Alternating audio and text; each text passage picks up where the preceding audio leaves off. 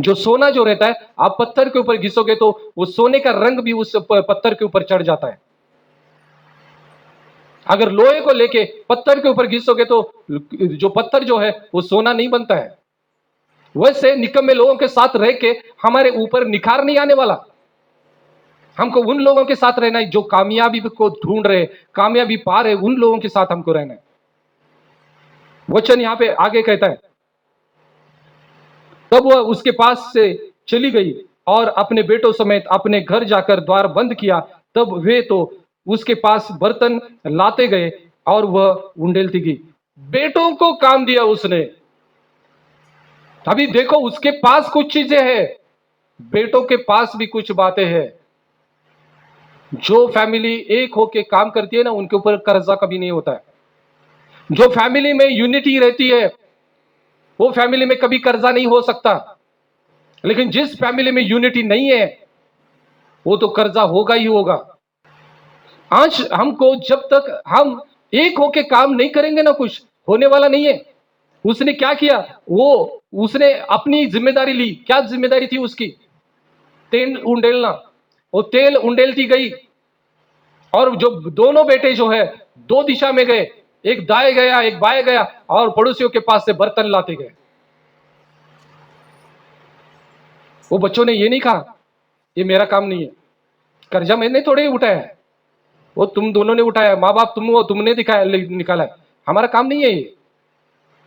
लेकिन उन बच्चों को भी समझ में आया था, अब वो गुलाम बनने वाले, वो अगर ये काम नहीं करेंगे तो वो गुलाम बन जाएंगे। ये अभी बच्चों को अच्छे रीति से समझ में आया था।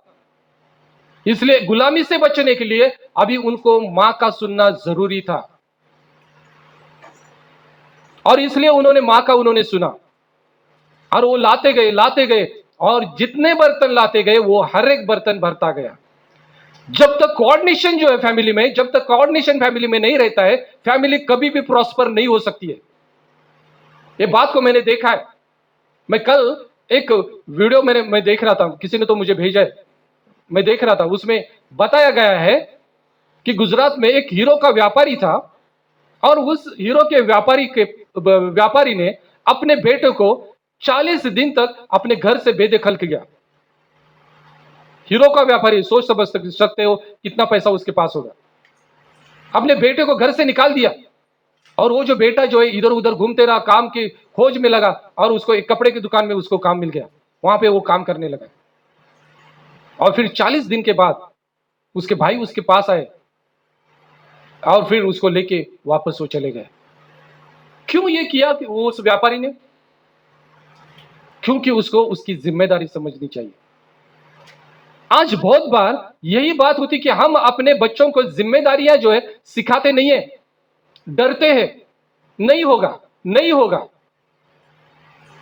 मेरे पिताजी हमेशा मुझे कहते थे तुझसे नहीं होगा, तू नहीं कर सकेगा, तू ये नहीं कर सकेगा। कोई भी कुछ भी बात मुझे बोलेगा, अरे जरा तू ये करना, वो बोलेगा नहीं नहीं वो नहीं कर सकता, वो नहीं करेगा, वो नहीं करेगा।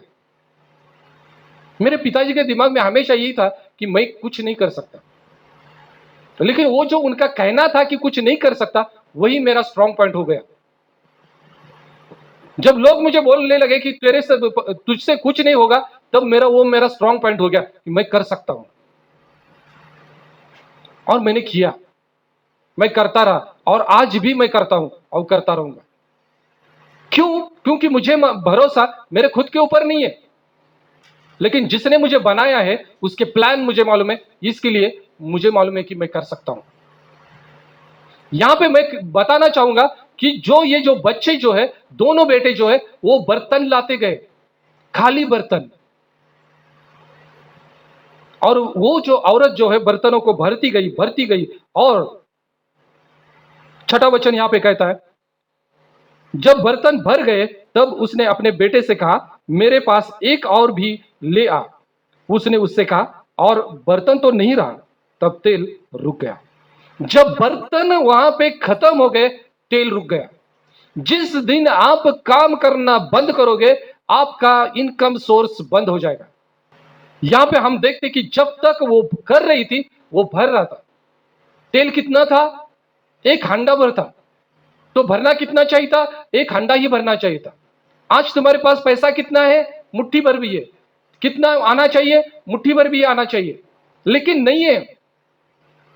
मैं बार बार कहता हूं कि प्रभु के मैथ्स में, गणित में एडिशन नहीं है, अधिक नहीं होता है, जमा नहीं होता है, मल्टीप्लिकेशन है, गुणात्मक रीति से बढ़ता है वो। इसलिए प्रभु का गणित जो है बहुत अलग है। इसलिए वो बोलता है 30 पट, 60 पट, 30 गुना, 60 गुना और 100 गुना। देखो यहां पे उसकी जो गिनती जो है, ये गिनती ऐसी है। अभी 30 के बाद 60, 60 के बाद फिर 100 कैसे हो गए? 90 होना चाहिए था, लेकिन 100 गुना। ये गिनती उसकी अलग है, वहां पे मैथमेटिशियन का काम नहीं है। हमको ये नहीं सोचना है कि मेरे पास इतना है, इससे क्या होगा। अरे जितना भी है इस्तेमाल करो, उसको करो, उसका इस्तेमाल। नहीं होगा तो आके मुझे बोल देना कि नहीं हो रहा है। हम जब काम करते हैं तो रुकना नहीं है। जब हम रुक जाएंगे तब बाकी की सारी चीजें रुक जाएंगी। अभी उसके लिए हमको क्या करना है? वचन साफ रीति से कहता है कि हमको प्रभु के पास आना है, प्रभु के दास के पास आना है। हमको काउंसलिंग की जरूरत है, लेकिन ये कौन सी काउंसलिंग चाहिए? फिजिकल काउंसलिंग नहीं, स्पिरिचुअल काउंसलिंग चाहिए। मैं बहुत बार मेरे घर में भी मैं बोलता हूं कि अगर मेरी सलाह आप लोगों को सही नहीं लगती है तो आप किसी भी प्रभु के दास के पास जाओ, मुझे बुरा नहीं लगेगा, लेकिन पूछो प्रभु के दास को, उससे काउंसलिंग लो, उसको पूछो कि क्या करना है, क्योंकि प्रभु का दास ही आपको बता सकता है कि आपको क्या करना है। दुनिया के लोग नहीं बता सकेंगे।